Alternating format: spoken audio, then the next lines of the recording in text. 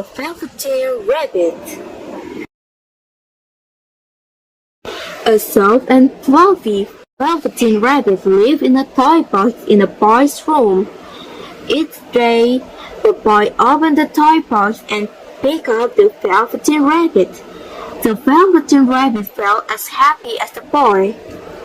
Then newer, brighter toys came into the toy box. They had special tricks. Some could move when the boy pushed up buttons, and others went high.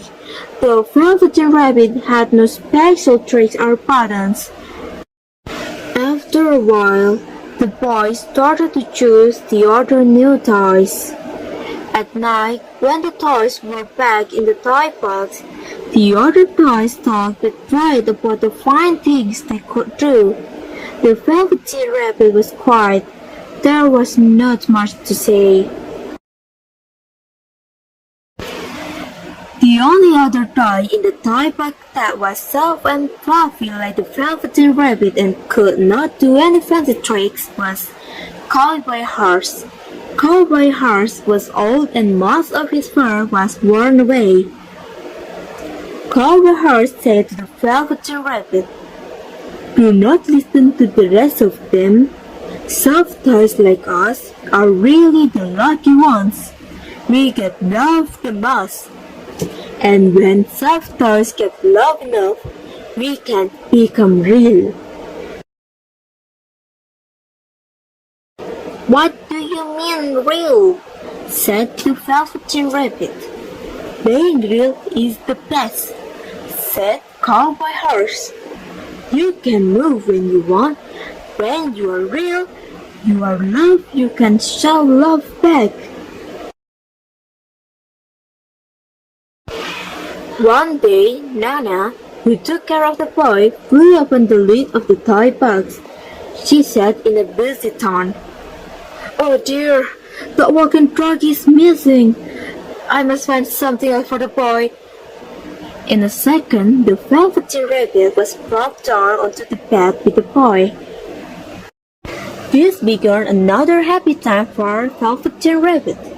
Each night the boy would hold the Velveteen Rabbit close in his arms. In the morning, the boy would show the Velveteen Rabbit how to make rabbit holes under the seat. If the boy went outside to a picnic or to the park, the Velveteen Rabbit would come with him. After all that hugging and holding, much of the Velveteen Rabbit forgot meant to turn. Its pink nose grew less pink, but the Velveteen Rabbit did not care. It was happy. One day the boy became sick. His forehead got very hard. The doctor came and went, and Nana walked back and forth in fear. Day after day, the boy stayed in bed. There was nothing for Velveteen Rabbit to do but stay in bed too, day after day. Then at last the boy got better. Such joy in the house. The doctor said the boy must go to the shore. "How wonderful," thought Velveteen Rabbit. Many times the boy had talked with great excitement about the shore, about its wide sandy shore and big blue ocean. "What about this old bunny?" Nana asked the doctor. "The old thing," said the doctor. "It's full of scarlet fever germs. Burn it at once. Get him a new bunny."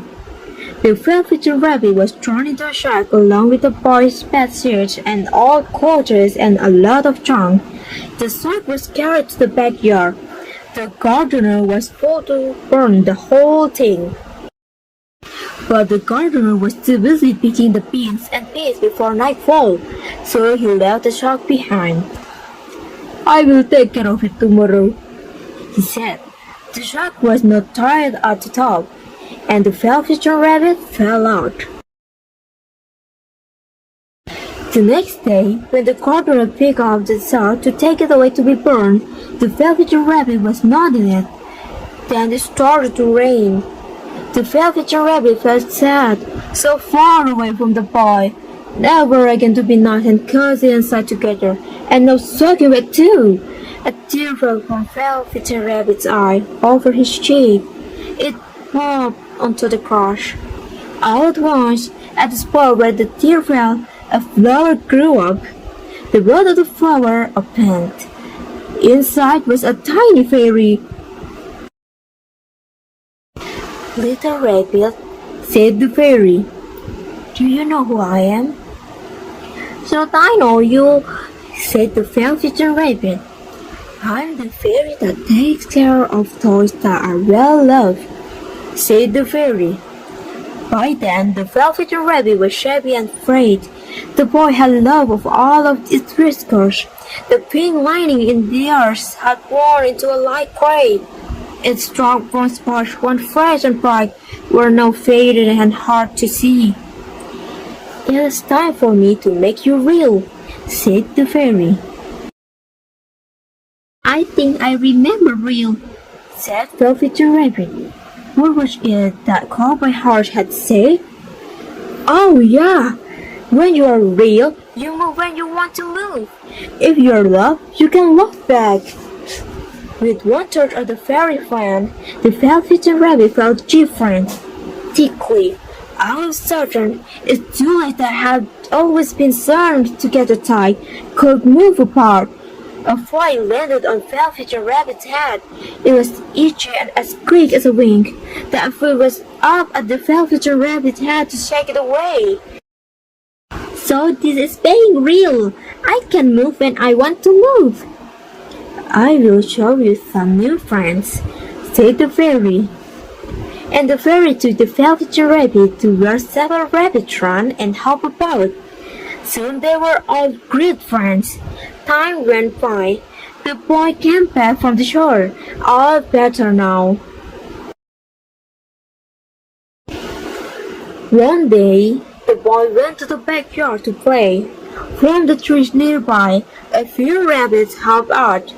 One rabbit was brown all over, and another one was all white. A third rabbit was brown with spots that were still darker brown, tall, most of them feathered. The rabbit hopped up close to the boy. The boy thought, "Why, this rabbit looks just like my old bunny that was lost when I was sick. I love that bunny." What he didn't know was this was his very own bunny, come back to see the boy, for he was the reason the Velveteen Rabbit had become real.